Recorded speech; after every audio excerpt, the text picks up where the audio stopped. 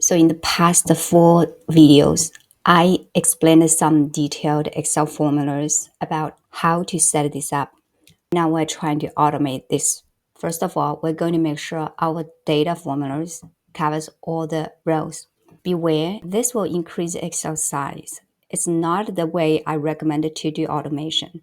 Living in the age of AI, there are plenty of tools for us to do automation. We still need Excel because it's simple, easy, and quick. This is good for early stage testing or any random request. For example, if you have an ERP system, generate all the historical returns. If you have some new investors or international investors come to you and ask a question, you don't really deal a lot in the US. In this case, you have to rely on yourself or your team to run this number on your Excel. Before it comes to a regular request, company will add this kind of request to your regular ERP system only it has enough volume or it is a frequent request or some data people use every day, right? This kind of random request is just an example about how to use Excel as a quick and easy tool to solve your daily problems. This little timesheet is not to teach you how to make a timesheet. It's just a use case about how to use advanced Excel formulas to build some automated tools or models. All right, let's cover our data in a larger range. Let's just drag our formula a little bit more.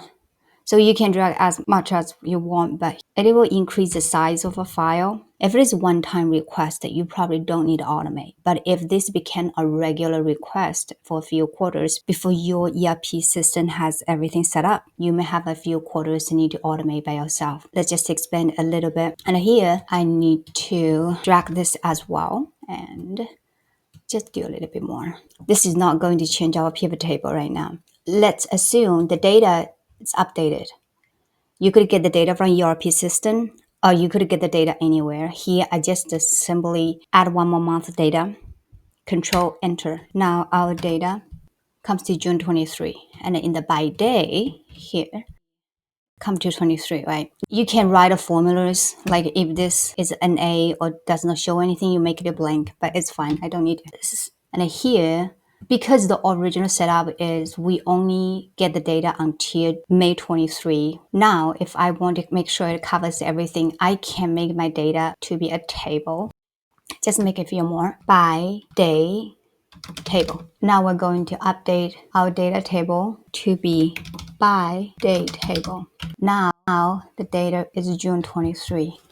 This video series is just to walk you through this case. It's not like Excel 101. If there's anywhere you feel too fast or you're not very clear, I think the best way is download the spreadsheet I put in the description below and open the file and copy the formulas into ChatGPT or any AI tool. And I'm pretty sure AI tools will give you a very good explanation.